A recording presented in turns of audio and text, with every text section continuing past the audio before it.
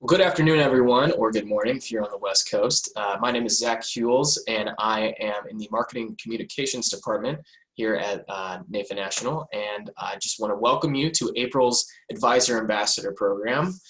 This is our fourth program of the year, as we have one every month. So if you are interested in any previous months, feel free to reach out to us, and we'd be happy to share any of those previous recordings as well. But very excited today to have a returning speaker, Brian Haney, to be back with us again. And Brian is very involved in NAFA. He's a 16-year industry veteran, and he's been operating an independent family-owned practice with his father and brother in the greater Washington, D.C. area. He recently launched the That's My Financial Guy podcast last year, and he is continually building and refining his firm's digital marketing framework.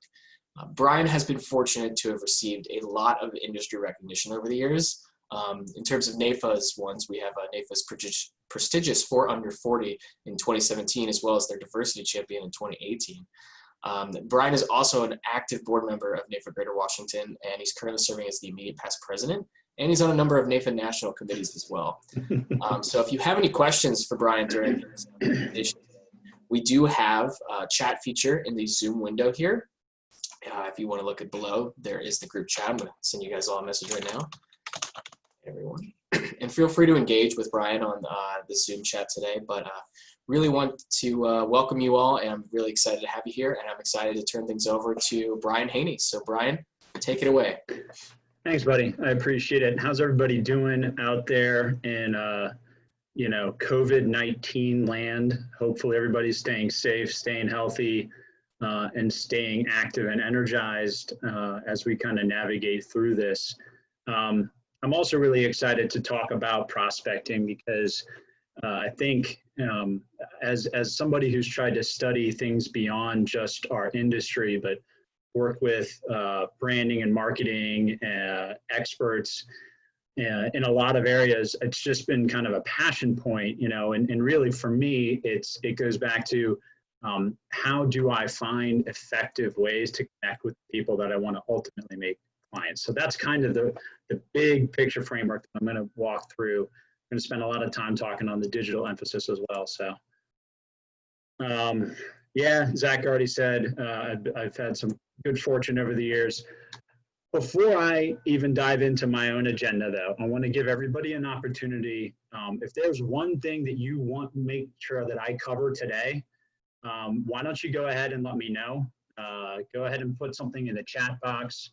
I'll give us just a few minutes, one thing, two things, as many things as you'd like. Anything in the area of prospecting, marketing, branding. Where do I get my next lead from? Anything like that, give you time. I won't pause on this too much because I'll be able to read those hopefully by the end. I think we're getting some in here. Excellent. Referral language, there we go. Social media, awesome. Great, okay. Yeah, just keep them coming. Thank you, Lena and Nikki. I'll be paying attention to that, and as I get to the end, I'll make sure if I don't cover it in the session, I'll make sure that we get a chance to hit any of those points. So this is what I'm gonna walk through. Really, prospecting is about actually stepping back. Prospecting falls under the broader category of marketing. And really, if you want to go even further back, it begins with the brand. And so that word brand is going to be important as we kind of navigate through this. And, I want you to start think of brands that you interact with, Apple, Starbucks, or some of the easy ones. Disney's another one.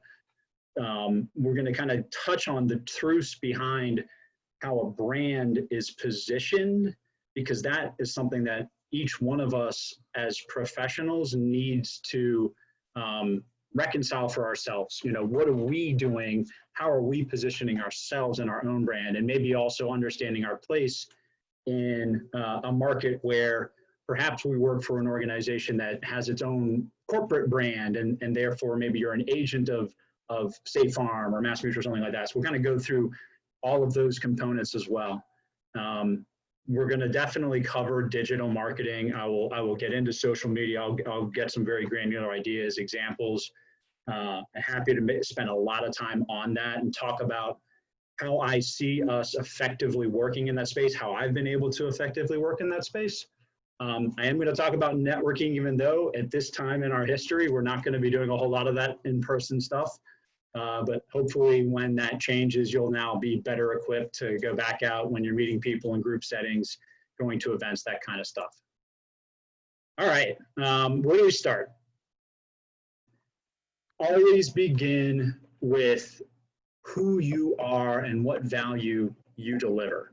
Because at the end of the day, trying to focus on things like solutions, products, life insurance, benefits, whatever it is, if we kind of think of that in those kind of channels, we're going to miss a lot of what we really need to be concentrating on. So, think about things for yourself. What do you love about what you do? Also, what do you just love as a person, as an individual? That may or may not have anything to do with what you do professionally. And really, what you feel the best about when it comes to what you deliver for your clients ultimately. But as you're looking at yourself, it's equally critical to be examining your target audience. And really the best brands and the best marketing approach, the best prospecting plan, it all begins with your audience first. Who they are, and what do they like, what don't they like, what issues do they have, what are they trying to solve? How do they think? How do they engage? Who are their friends? All of these things. I think, a lot of times when I see and I help people across the landscape looking at marketing plans, this is the number one area where there's just not nearly enough information that we put together when it comes to equipping ourselves effectively to prospect or to reach clients. We're in the era of metadata.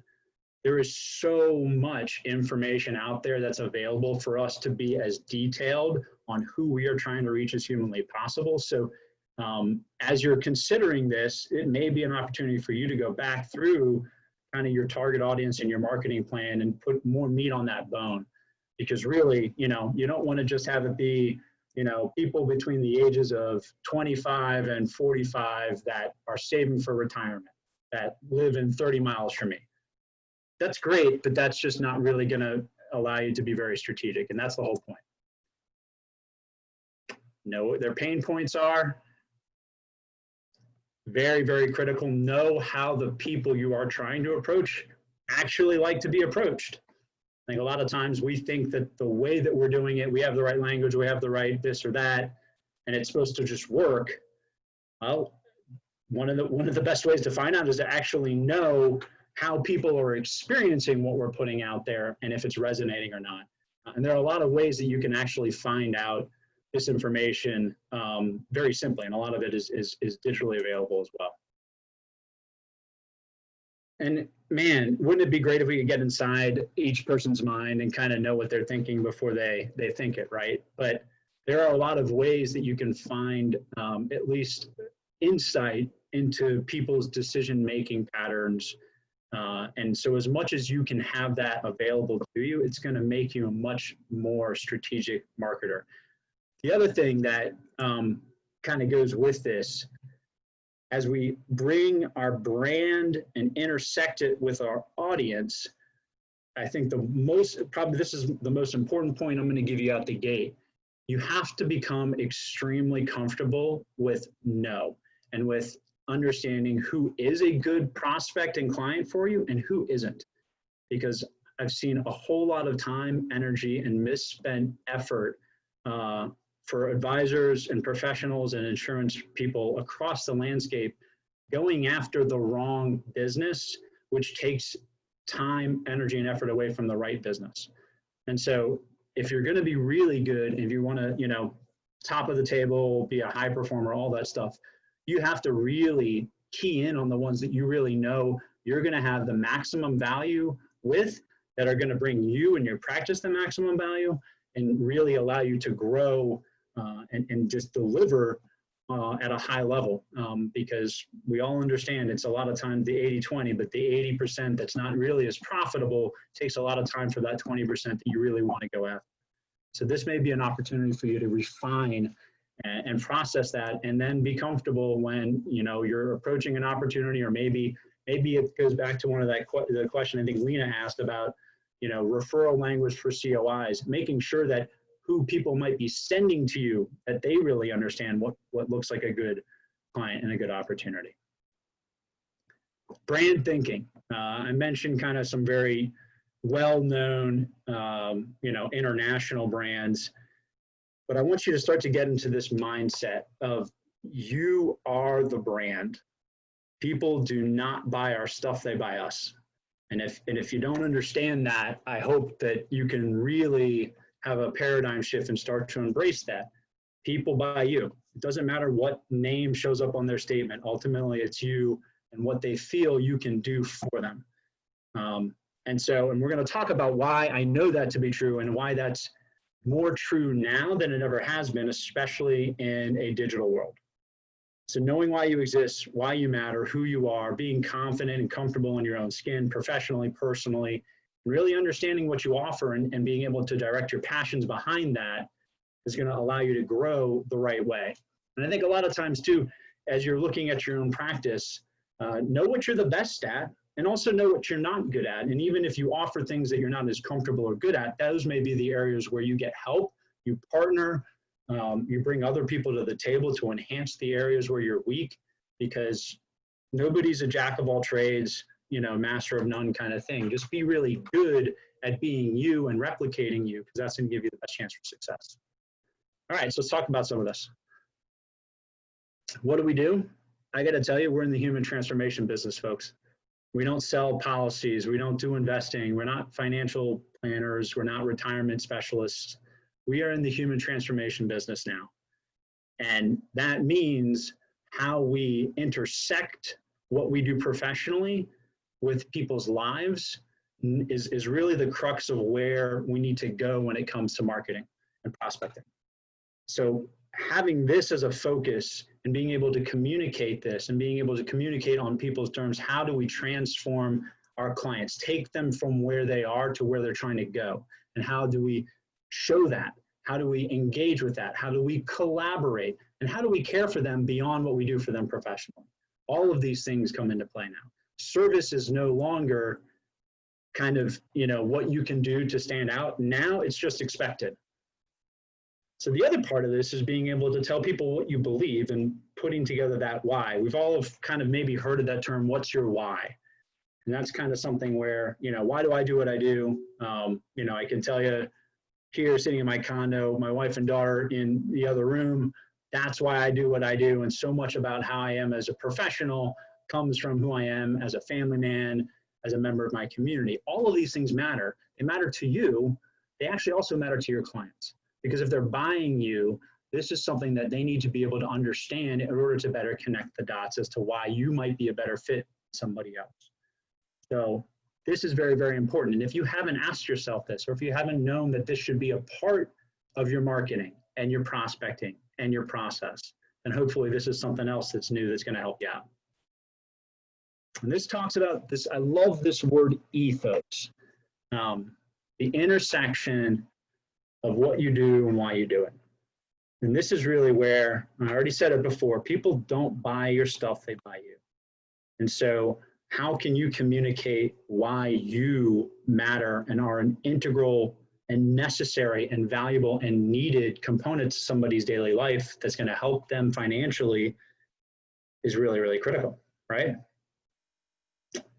Storytelling is something, it's a passion of mine. And really, I think the art of prospecting now, the art of marketing, the art of social media, the art of being a digital influencer, which is another term we'll talk about, is all about more effectively telling stories. Storytelling is the oldest form of human communication. We've been able to tell stories since the dawn of time. And it's something that all of us can relate to, that whether it's the hero's journey, whatever it is, we all have certain shows that we like, certain ways that, we know what it is to watch a good movie and a bad movie, but maybe we don't really think about what makes the difference. Well, at the end of the day, it's all compelling stories, right? And so hopefully, I know this is a bit of a long-winded walk through the brand component, but start to put on a storytelling hat, because that's going to maybe be part of what you change as a marketer in terms of the way that you're engaging. Maybe it's been more pain focused, but finding ways for you to tell stories and incorporating the right stories into your client engagement, or maybe some of the materials that you present, maybe some of the resources that you put out. It's going to be hugely valuable. Elevate your profile. I've been pretty fortunate to have gotten some awards, and those awards, I would safely say, came because I've been intentional about building a brand and building it with the right people, and having enough people then become brand ambassadors for me. So I have a healthy network of influential people that are kind of all supporting the practice. So if I were to say what is one of those targets that you want to set out for yourself in terms of brand and market awareness, it is to be able to stand out and to have other people point to you as a leader, as a subject matter expert, as somebody who's not just really good in your professional sphere, but maybe somebody that's really good in the community, and where there's value for you beyond just what you're delivering in your practice. Ways that you can do that, and this has been, again, part of your marketing strategy, part of my marketing strategy. How do I connect people together? How do I, either in my personal sphere, my network of business partners or contacts or COIs, how do I hunt for other people? And then how do I bring two parties together that could be a really good fit? And it's not kind of this campy BNI approach, right? That comes into play. Giver's gain is important, but really the secret behind it and how you invoke the law of reciprocity is take time to get to know either your partners, your prospects, or your target audience, and what are they really looking to do? Let's say, for example, you're working with a private small business owner. Well, who are their best customers? Maybe they're not your client yet, but maybe you'd like to find a way to open the door to talk to them. Well, a great approach call for a business owner that you don't know, maybe you've done some homework, is, hey, I'm a financial professional that runs this type of a practice. I have a bunch of clients that, I think could be good fits for your company, but I'd love to come meet you just for 15, 20 minutes to make sure that I understand your business better, because I certainly don't want to introduce you to somebody that's not a good, opportunity. Do you have, would you mind penciling me in for June? Easy approach, right? And if I already have a client relationship, or if you have a business owner, then, even better, spend time just getting to know their business and what it looks like, what's a win for them. If you can be a party to a win for your client or your prospect, guarantee you stand out a lot differently than if you're just trying to do what you're doing professionally. It's huge. The causes that you care about matter, because everybody cares about something. And so be comfortable in finding ways to let people know what you care about, and also finding opportunities to build a brand within that. It's good for people to know what you value. Maybe it's, you're socially conscious, helping the poor or animals, whatever it is. Find ways to kind of elevate that, not in, hey, you should do business with me because I care about this, but hey, this is a part of my story, and this is why I do what I do, and maybe turn that around to a target market or a prospect to say, what are the things that are important to you? Are there ways that I can support the things that matter to you? Find ways to deliver value at your cost, right? Don't give things away for free, because free has no value. If you get something for free, how do you automatically view that yourself? Well, think about if you're doing things for free to other people. So it's always at your cost. But if you're in certain networks or certain market, if you're on, a board of a nonprofit or an organization, find out what you can do either professionally or within your sphere to deliver value to that group without any kind of expectation, of return. If you're a member of an association, every association has a vision, value, and a purpose, and they're trying to do things on behalf of their members. You can support that initiative, right? If you're a member of a chamber of commerce, how can you help the chamber of commerce grow and gain more members? How can you be a value extender for them? These are a couple of examples as ways you can deliver value with no expectation of return that can also elevate your profile. If you're not on committees or boards, if you're not serving in some way, you need to be. Because that's frankly the easiest and most effective way to build community value and brand recognition and elevate your profile very quickly. All right, digital. We're going to spend a lot of time on this, right? Now that you have your brand, what part of your marketing might need to be different? So this gets into that social media and that really, how do you take your brand to reach your target audience, and therefore, based on your target audience, remember how I said earlier, how do they like to communicate? You know, this is going to really be about where the people you are trying to reach already interacting. Are they on Facebook? Are they on Instagram? Are they on Pinterest? Do they tweet? Are they on LinkedIn? And if they are, what are they doing there, right? What types of conversations are they having? What kind of information might be out there? You know, and that's really kind of, you know, the answer to a lot of the questions of social media and what's the right one. Well, it's where are your clients already engaging? You know, that's how I started my podcast. It was not because I wanted to become a podcaster. It was because the markets that our practice focuses on in extensive research, we saw that, you know, the people we are trying to reach are mass consumer of podcasts. And so we took that as a sign to say, hey, if we can deliver something in this digital medium, will it be perceived as valuable? Will it reach our audience? Will it elevate our brand? May it potentially give us business, but will it at least open doors and reinforce, you know, that we're subject matter experts, et cetera? Well, the answers all seem to be yes. And so that's kind of the genesis as to how that all came about. So that's the kind of approach that you want to be thinking about when I talk about determining scale, medium, time and attention, et cetera.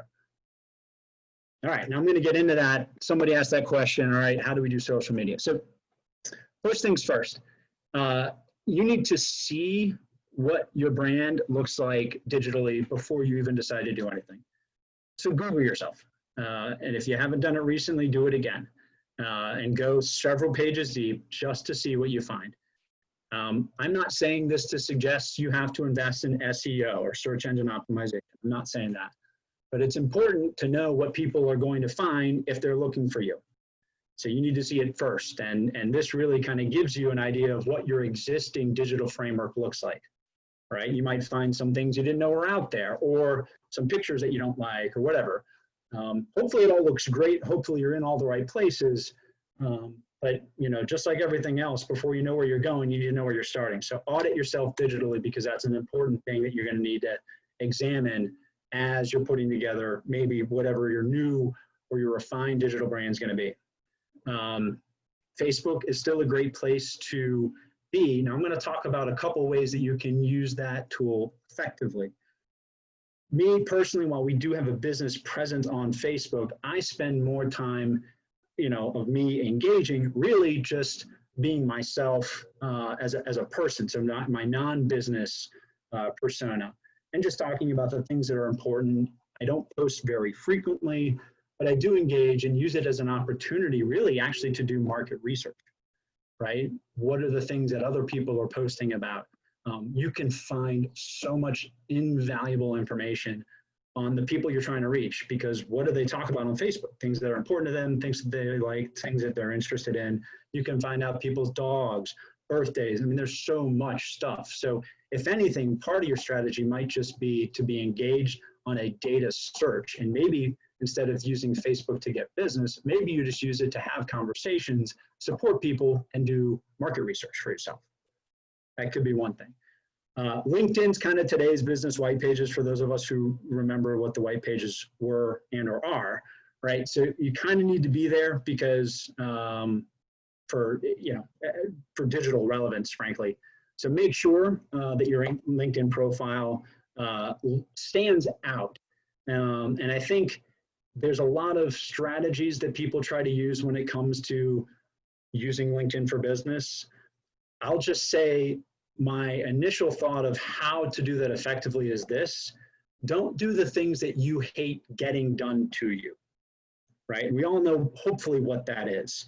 When you get some kind of request and there's a little note in there, hey, your profile looks cool, seems like we're connected to the same people, blah, blah, blah. And then as soon as you click yes, all of a sudden, what do you get? A message that's a direct solicitation or an indirect solicitation that's written kind of sideways, but ultimately we know that's kind of what it is.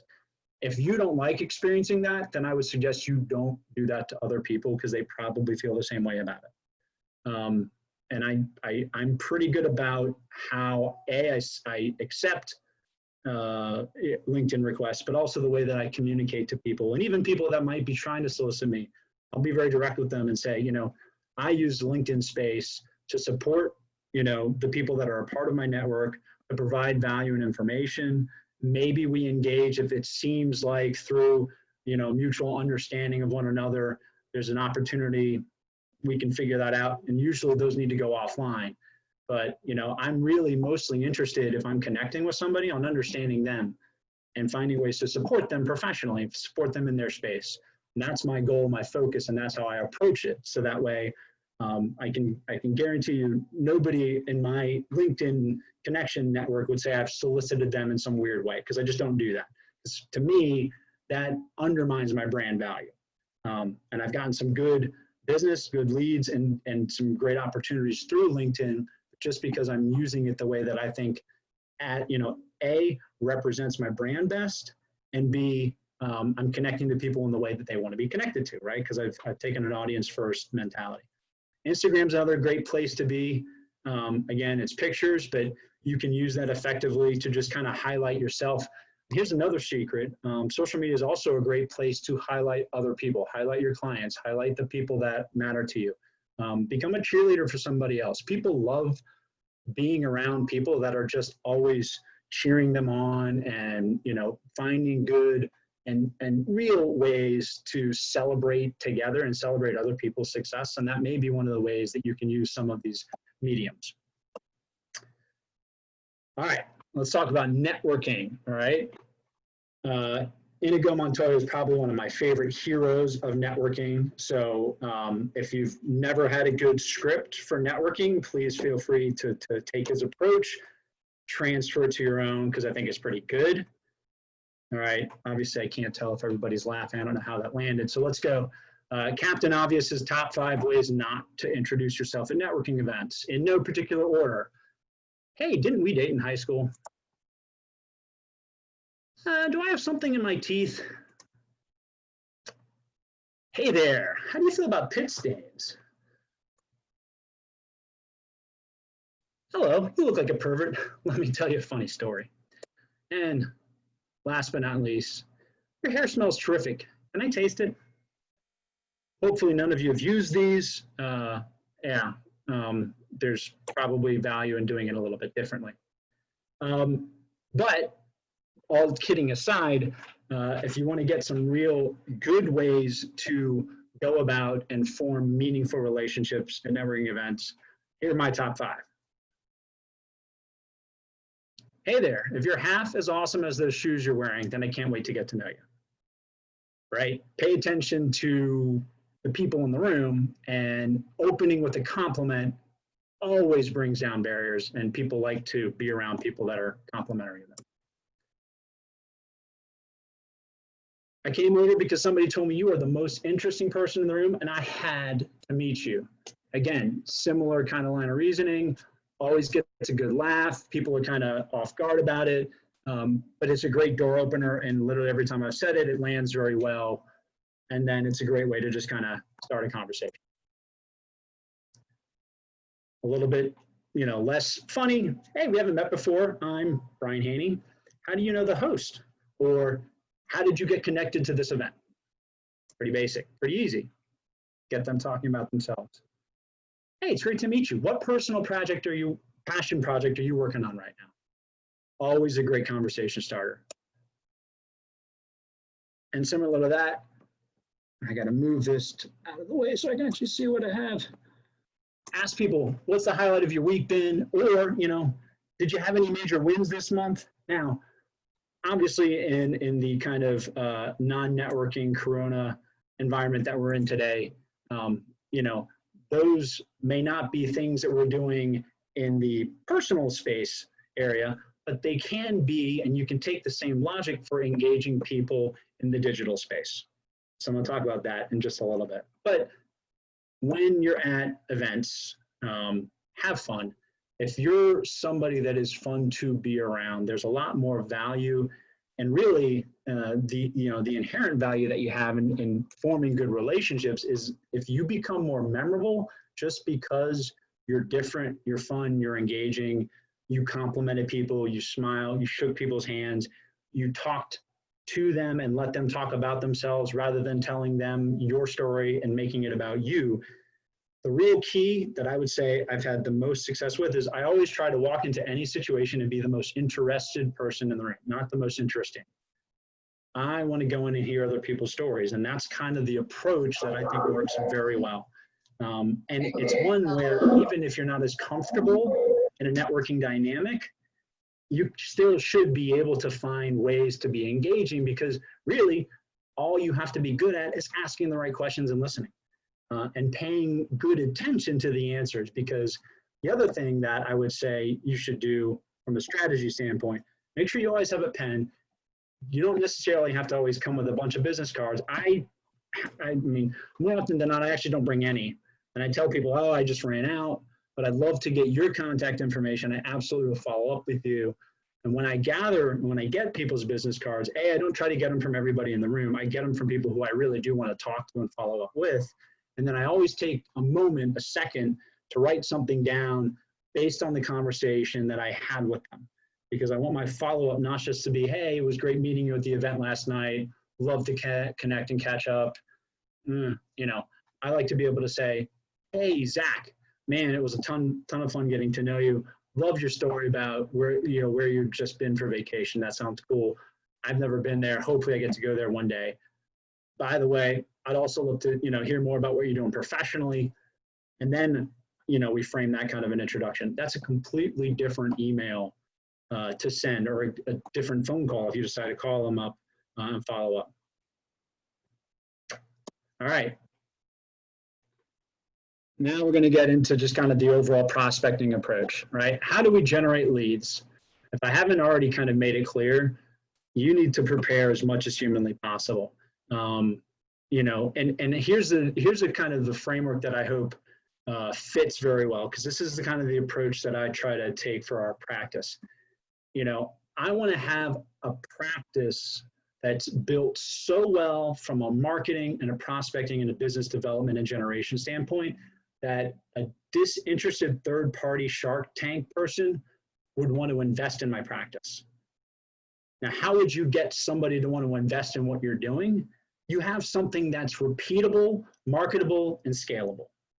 So that's the framework that we all as professionals need to have when it comes to marketing, right? How can we create repeatable, scalable, and effective approaches and plans that really lead us to continued business?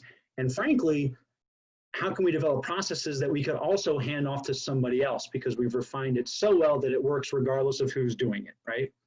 So this is huge, right? Really preparing something, having a multifaceted marketing plan. I've seen a ton of marketing plans in my days, and I got to tell you, very few of them are complete in my mind. A lot of times, and depending on which company you work for and kind of how you're training, there are things like Project 200. There's a lot of really good resources, but so much of it focuses on just kind of our initial personal sphere of influence network, or maybe us connecting to some sort of BNI group. It's part of the puzzle, but it's an incomplete part. And so you really need to have a plan for making phone calls, even though, that's kind of a dying approach. But, well, what is that going to look like? Because maybe the phone calls aren't directly solicitory. Maybe the calls that you make are to build relationships with strategic partners. But you're going to need to be talking to people. Maybe there's Zoom calls. That's fine too. What's your email marketing approach? What's that going to look like? Do you use email to directly solicit? Maybe you don't, but maybe there needs to be an email component to what you're doing to build relationships. But that has to be a part of it. We're in a digital world, right? So if we're going to be spending time on emails, it can't just be getting the emails we have for service and stuff. We need to have a way to use email to our advantage. So you need to have that as a part of it. In person never goes out of style. Hopefully when we're all out of the the safe stay at home and we can stop social distancing, we're going to go back to this, right? Social media obviously is probably a much larger part today than it ever has been, but doing it effectively and knowing what you want to get out of it. And then how do you have people sending you business that you don't have to ask for? And that's, the term center of influence. I like that. I would replace it though with brand ambassador, right? Strategic partners. Really, how do you develop brand ambassadors? What's a brand ambassador? They're somebody that knows you so well and knows what you do so well that they go and they talk good about you out in their own sphere of, in their market, in their place. They're telling your story effectively, not just that they like you well enough and they kind of know that you're a financial person, but that they know enough about your story and your brand value proposition that they're able to actually communicate that to other people. That's one of the things that I'd say we've done very well, is that we've taken our centers of influence and actually almost kind of trained them on our brand. Not in a weird way, but we found ways to really integrate in such a way and actually allow them to speak to us about our brand and how they see it, so that way they actually collaborate with us in refining it and making it better. Because the more connected you can make a center of influence or a strategic partner to what you're doing, the more skin they have in your success, the better they will be at telling your story to the market. You need to have a plan for what you're going to do on a 7-day basis, what you're going to do month over month, what you're going to do over 60 days, 90 days, obviously 12, 18, 24, and 36 months out. It has to be that complete. You got to have all of it. But I would start with, one area where I think a lot of people miss is that you don't have a consistent work week. Some of us do, some of us don't, or some of us kind of set out certain numbers or scenes or whatever that is, but we don't really kind of prioritize how that happens. Time is not an infinite commodity. We all have the same amount of it.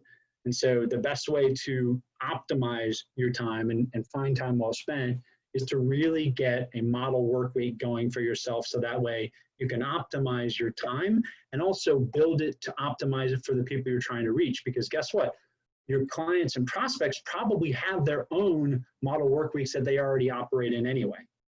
So having this work for yourself makes it easier to sync with the people you want to sync with, and it also, makes it easier to deliver value based off of how you've allotted it for yourself. You look like a better professional when you don't let your schedule get controlled by other people. So that's really important. And this is, again, I think probably the thing that I spend the most time when I'm talking to other people about marketing. This is what I focus on. What does success look like? Is it in a lead? Is it in a closed relationship? Maybe it's not. Not everything that I do in marketing and building out our brand is ultimately directly designed to generate leads. So what you really need to be aware of is that as you examine your marketing plan, you might have different measuring components to different parts of it. And again, I go back to kind of that LinkedIn example, and even frankly, the podcast. The podcast hasn't been something that has been strategically designed to ultimately generate a bunch of leads. It's really about brand awareness and allowing me to stand out, and I use it to open doors. Nobody has ever turned me down to be interviewed for a podcast. So if I want to develop a great relationship with a center of influence and make them more of a brand ambassador, it's great for me to be able to approach them and say, hey, I'd love to do a podcast episode with you. We're going to talk about your stuff, and can you just carve out 45 minutes in your week? Boom, make it happen. And you'd be surprised at how awesome that is and how much that does for that relationship, because it's unsolicited. That person gets to essentially, be featured and highlighted. They can take the podcast episode to use it for their own marketing. There's so many legs to it. But again, what I consider then to be a success doesn't always mean that I can look at all of the episodes that I've released and say, oh, this one generated me this many new opportunities. because it's not that easy. And frankly, that's not how I see it. Now, hopefully, ultimately it does. And yes, there are, we have had opportunities that have come through that, but that's not what we're measuring things against. So that's the reason why I use that as an example is if I had the podcast set to generate leads, it would have been a failure after 3 episodes. So you need to be measuring your success the right way. And again, not everything necessarily turns, to a client or an opportunity. So make sure that you just have the right framework that you're working with. Some parts of your brand are just about elevating your brand, not always about, the ultimate goal of generating clients. And please, please, please, don't be the traditional salesman. So right approach, the right language, the right form of engagement, being mindful of your audience, not thinking that the way that you say it and the sexy, cool language that you've been given is the best way to communicate. So just whatever the traditional sales things that we don't necessarily like, and frankly, the easiest way to figure out if you shouldn't do something is to say, would I like it if somebody did this to me? It's usually a good place to start. Digital marketing. So hopefully I'm also going to start to answer some of those questions. I know I've kind of talked a little bit about social media and use. I think digital marketing is not as much about generating leads as it is about having conversations. So I look at digital marketing, social media, outreach, and engagement about finding effective ways to actually meet my audience where they are. Figure out what's going on in their world, talk to them, ask provocative questions. It's a great place to be an influencer that's, again, an extension of what I would do in person. Paying attention to them, getting to know them better, supporting them in meaningful ways that don't have anything to do with what I would like to get out of it professionally, right? Twitter is probably one of the greatest examples that I'm using on this point. How can you start to ask provocative questions? It's great to be able to get metadata information that you start by just asking the right question and letting people kind of run with it. So sometimes it's not about leading questions that kind of are being asked with a sales bent, because we know what that's like. But really asking just a meaningful question and letting people kind of hash it out. Say, hey, I've been thinking about this as a professional. I wanted to put it out there to the audience. What do you think about boom? Or, whatever it is, just let things sit and then let people respond. That's a great way actually to, like I said before, get inside the minds of the people that you're talking to. And certainly just by asking that, you actually, your brain gets imprinted on that conversation. But that might be something that, again, as a tool, starting good, healthy conversations is actually very valuable because it really lets you stand out. Because the average person in our industry has traditionally always talked at the audience. They've never really invited them into a conversation. So turning that around makes you stand out very effectively. Digital marketing is all about content. Content is king. Good content is emperor, right? So what are you putting out there and how is it being received? And this is where I'm kind of going to take a moment to talk about some of the automatically posting tools that we have. So first of all, I will say this. You don't want to spend an inordinate amount of time in the social space. Your day should not be 80% spending time online trying to do stuff. That's not anybody's time well spent. You want to have, I think I probably spend anywhere between 3 to maybe 8 hours most in a week on this, on the digital marketing, on the social media component. I don't spend that much time because I know what I need to do, but I've already scheduled the time appropriately. So that way I can spend a lot of time doing a lot more meaningful and value added things and letting that just kind of, do what it's supposed to do. But, things like Hearsay Social or, that's the short answer, the short example. There's a lot of them where, maybe your company provides you with Access Marketing Pro, whatever it is, to kind of auto-generate things and auto-post things. And the great thing about it is, you can schedule it so that way you're consistently producing content. So the thought is, if I'm out there and I'm going to be doing something in a social media or in a digital space, I need to be consistent on it, which I agree. You do need to be. You can't kind of take an ad hoc approach and just kind of once in a while go on, or, post 5 things in one day and then nothing for another 2 weeks. You have to be consistent, otherwise it shows. But is setting something up automatically the best thing for your brand? Because here's the thing that I've seen a lot of, and this is why I said do a digital audit of yourself and be thoughtful. And instead of thinking, what do you want to put out, think about what your audience wants you to put out, right? Because I see a lot, and LinkedIn's a great example of this, and we all know this. I see the same post by different people in our industry, which simply means, hey, oh, by the way, everybody's using that same tool, and this just happens to be that same automatically generated post that gets put out. And while maybe that's not as bad as you think, what this does to somebody that sees it is it doesn't seem personal, and it doesn't seem like you were very thoughtful about it. And people know, all of us understand it. We can see and tell right away how much thought and effort went into a post and how much didn't. And I'm not suggesting that you're going to have that much time to be super thoughtful about everything that you produce, but you should be a lot more thoughtful than just setting something up on autopilot, because that may not be the best thing for your digital brand.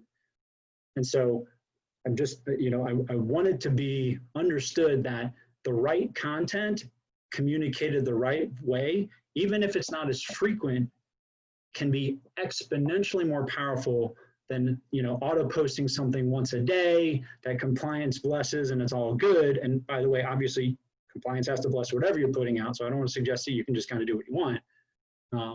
But you really need to think about what the right content is.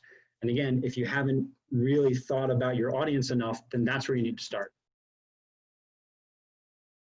And like I said, great thing to be using the social and the digital space for is digital discovery. There is so much data we can find out about the people we're trying to reach. I mean, if I need to, if I was introduced to somebody, or if I was just trying to find a target, I can find just about anything and everything that I want to about somebody online. And so I should, because how else am I going to be effective at approaching that person on their terms if I haven't gone through a digital discovery? So if anything, start to be better at using the data that's already at your fingertips as you're engaging, right? Pay attention to the things that people talk about, so that way you can have conversations on the topics that they're talking about in the digital space. Take enough time to understand what somebody's business is, what their ideal clients look like, what they do, what pains they may have, what are they going through. Right now, in a crisis time, a lot of us are experiencing a lot of the same types of pains, and that's a good way for us to be connecting and caring for people in a way that's meaningful. But beyond that, when we're on the other side of this pandemic, we're going to have to really understand what are people doing, what looks like a win to them, so that way we can connect that way and use that as the way that we generate business and leads and opportunities and convert prospects into clients. And like I said, yeah, connecting personally and meeting people where they are. All right, I've covered a lot of ground. I'm going to go through some resources, then we're going to get into a Q&A. These are amazing books, and I'm going to show some of them to you on my screen. So this is hard to see. Captivate, Vanessa Van Edwards, an outstanding book that really, it's called, it's written about the science of succeeding with people. She goes through everything soup to nuts on, ways to be effective at networking. If you're more introverted, finding ways to be kind of an ambivert. I mean, it's just fantastic resource. You absolutely got to read it. Influence, Robert Cialdini, probably one of my favorites. It's like, for those of you that are familiar with Sandler, it's like Sandler on steroids. Tremendous book. He also just released a newer book called Persuasion. So I would get both of them, read Influence first, then read Persuasion. They're fantastic. What Everybody is Saying, obviously everybody being the optimal phraseology. Joe Navarro is a former FBI profiler. His book is probably the best guide to understanding body language. So if you want to get better at interacting, you can become a master of reading body language. That's going to take you a lot further than, frankly, a lot of other skills may. And again, another favorite of mine, The Power of Storytelling by Ty Bennett. Like I said, storytelling is the oldest form of communication. So any way that you can, as a professional, become a better storyteller, it will absolutely have considerable ramifications and benefits for your practice. All these other resources as well. And frankly, if you're not a member of NAIFA, I don't know what you're doing, because NAIFA is amazing, and I would not be where I am without NAIFA. And I've not just received a lot of things from NAIFA, but as a whole, what NAIFA does for our industry is probably second to none, in being a place to go where we are connecting equally as peers, trying to take our industry forward. That's where I would want to be. Equalman, Eric Qualman, he's great at just, he talks about socialnomics. If you want to follow somebody that really understands what it's like to be a digital influencer, check him out. Toastmasters, Sandler, great ways to develop a very good, engaging process, so that way you're doing the same repeatable thing with every client and opportunity, which is, again, another area that I see as woefully missed, is that we don't say the same thing, we don't communicate the same message, we kind of, each engagement's unique and individual, and that's not good. Apple doesn't do things ad hoc. Apple doesn't have a different message for you than it does for me. It's the same message for everybody, because its brand and the way that it communicates its brand is uniform. So you want to have that type of an approach as well. You don't want to say one thing online and something different in person, right? So brand uniformity and the way that you communicate needs to be synergistic. I could spend a whole other hour on that, but I won't. What can NAIFA do for you?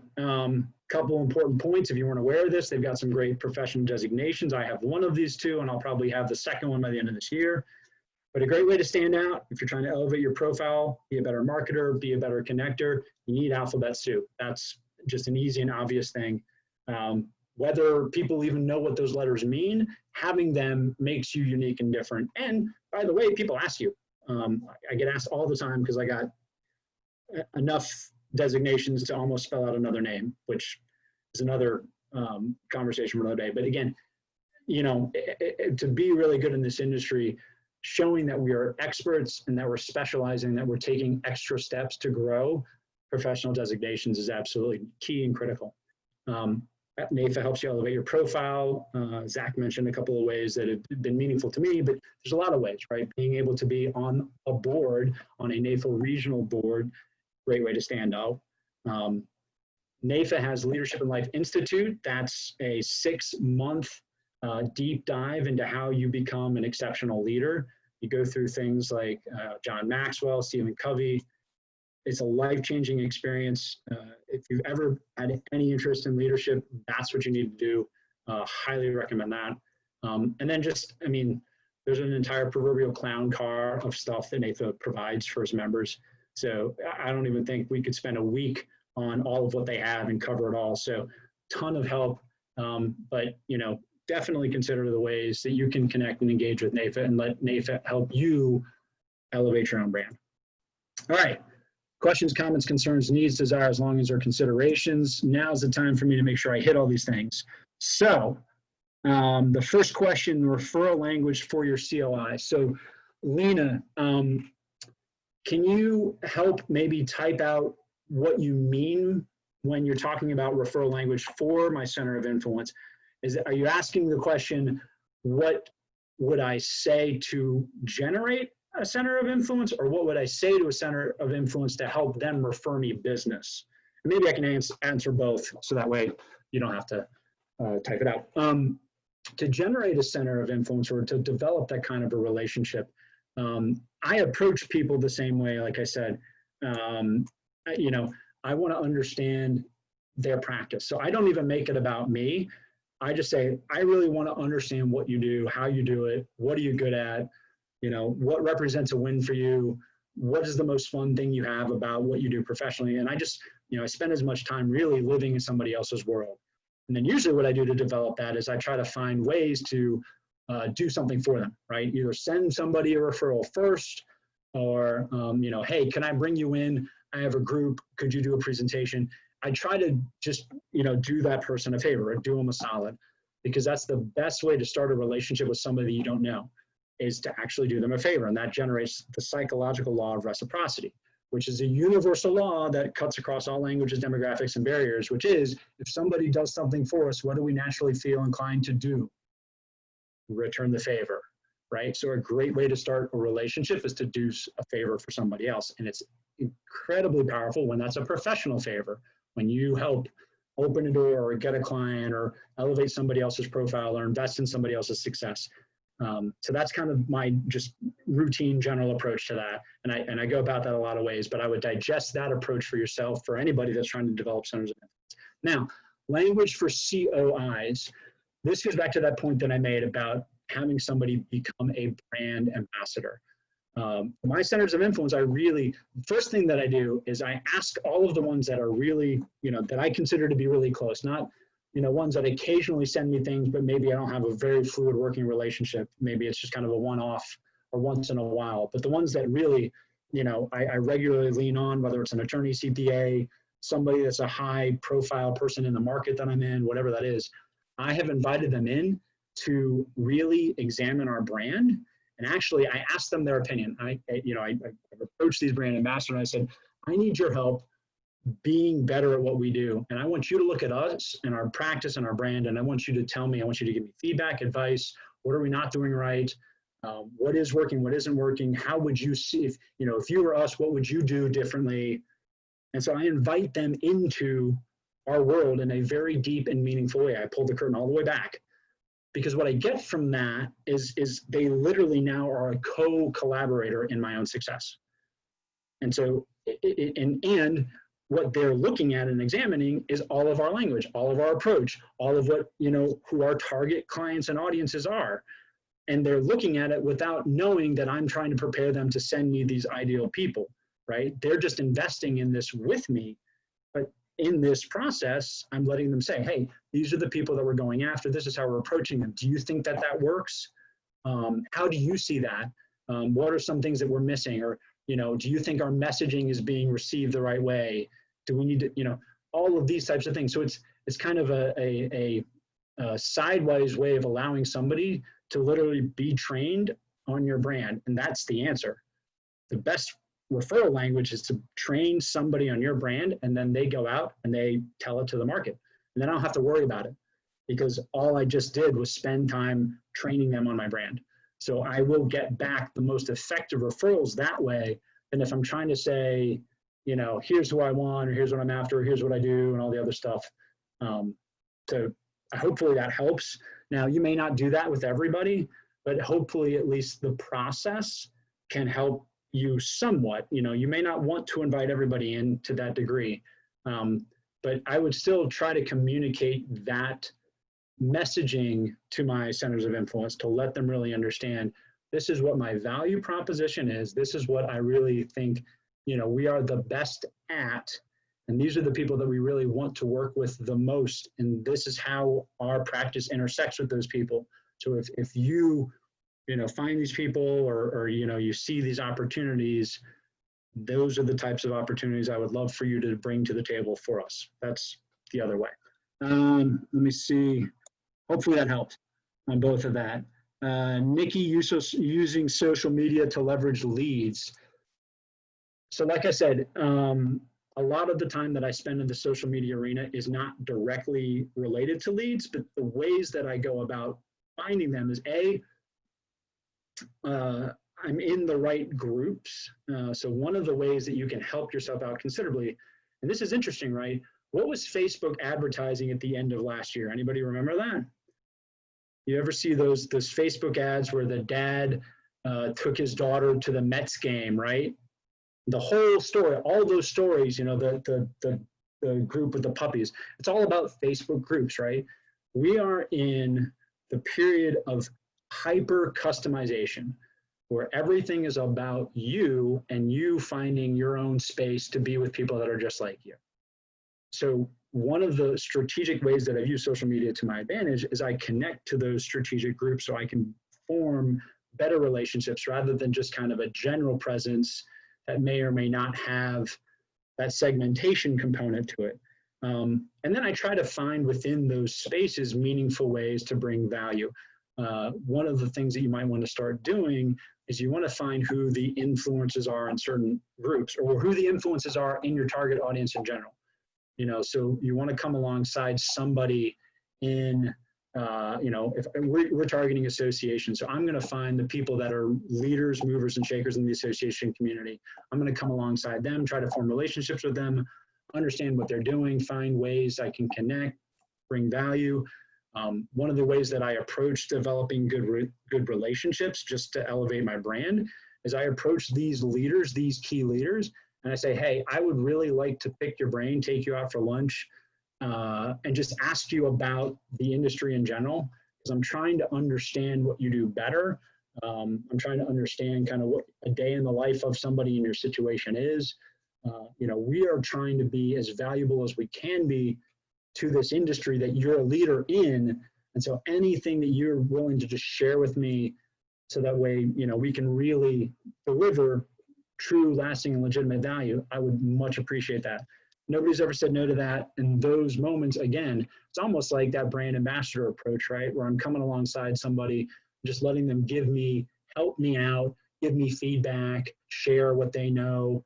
I'm not telling them anything. I'm not selling them anything. And all of a sudden they're taking an interest in my practice. And they're also, through the right approach language and process and a lot more behind that, they end up opening the right doors and help me find and reach the right people. So, social media, I think, having the right connections within the space is a good way. Putting out content that your audience finds valuable is another way. I mean, that's frankly the way that we get leads through social media. As we put out content, somebody says, hey, I saw what you put out. I have a question on this, or can you help me with this? Or, I see that you guys seem to be in this arena. We're looking for X, Y, and Z, right? So content is really king. So if you're not putting out good content, that may be part of the problem. I can't say that I have really good language to try to approach somebody, I guess, directly for business, because we don't do that a whole lot because we don't have to.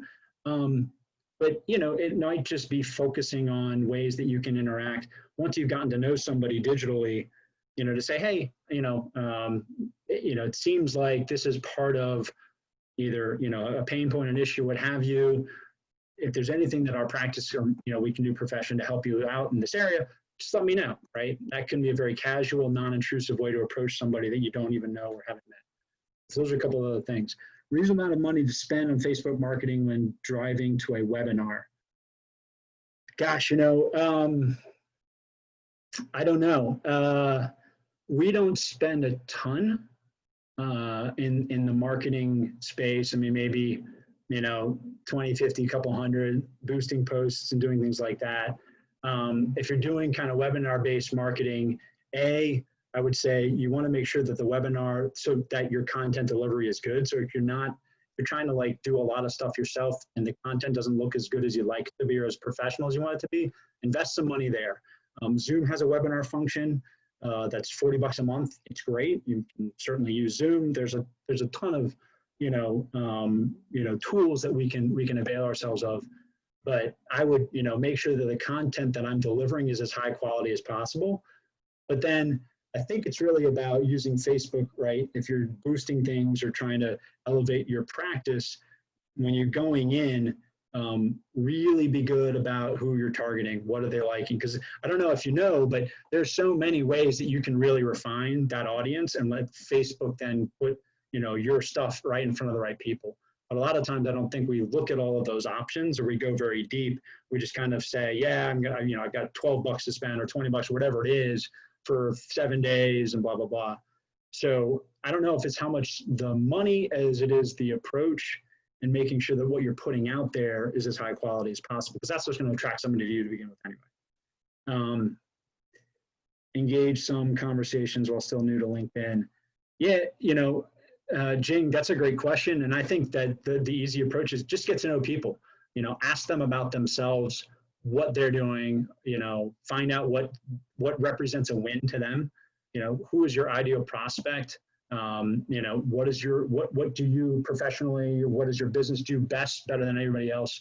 Start to invest in people's stories and don't ask them for anything, right? Just be legitimately interested in the digital space, because that will then equip you to either through that kind of a relationship start to do things on their behalf or understand more about them that maybe you can then engage in some other forms. Maybe you can send them something or but getting to know your target audience as best as humanly possible, that's how I would start. So if you're new and you're trying to develop a brand identity, begin by becoming interested in your target audience. Don't feel like you have to tell everybody what you're good at. Just spend enough time getting to know them and having meaningful engagement, relationship, and conversation. You would be surprised how far it goes if you do somebody else a favor. Social media, Vince, which platform do I find the most effective? So it's kind of a combination, and that may be usually the answer, I think, for a lot of people, right? Is that it's not just one that I think is going to be successful. Like I mentioned, I'm in the Facebook space, and I have success factors that are different because a lot of that is more personal and is professional. There's a little bit of the professional component, but a lot of that, is about kind of connecting in meaningful ways and letting people get to know me as a person more, because then they feel better about who I am as a professional and as a brand and as somebody that stands out from the crowd. LinkedIn, again, that's the place where we do the most content connection creation, and we spend a lot of time there producing really good and valuable content. Instagram's another place. Certainly, obviously, the podcast, which is available on all podcasting platforms, is another place as well that's been really effective for us and makes it easy to share across, let anybody share. So that's been really good. But I think it really depends on who your audience is, because if your audience spends more time in Facebook, then that's the right platform. If your audience spends more time on LinkedIn, then that's the right platform. Maybe it's a mix, but that's what you got to figure out, is where are the people you're trying to reach? What works for them? Where are they? What is their space? If it's TikTok or whatever, and again, obviously, what you're allowed to be on and what's compliant is another component to that. Yes, LinkedIn allows you to spend advertising dollars. It's a little bit different, but Anna, there are ways to spend money in LinkedIn and be strategic as well. Because of the timing of all of this, that might need to be an offline conversation. So I absolutely invite you to give me an email, send me an email, and I can try to kind of help you figure that out as well. But yeah, I think I got to the bottom. Are there any other questions, comments, concerns, needs, desires, longings, considerations? Anything else? Did I cover a lot of stuff? All right, good deal. No, Brian, thank you so much. Marketing, this guy. Yeah, thank you so much for your time today. I really, really appreciate it. You bet, buddy. Yeah, anytime. And for everyone on this call, if you want the recording of today's presentation, or you have any further questions, something pops into your head later this afternoon, you want to ask Brian, feel free to reach out to him directly, or reach out to me at recruitment@nafa.org, and I'd be happy to pass along questions or pass along a recording, or any questions about the program in general. But be on the lookout for next week's class, same time next week, and you should be getting an email from me this week about the class and sign up for it. So hope everyone has a great rest of their day and a great rest of their week. Thanks again, Brian. Take care. No problem.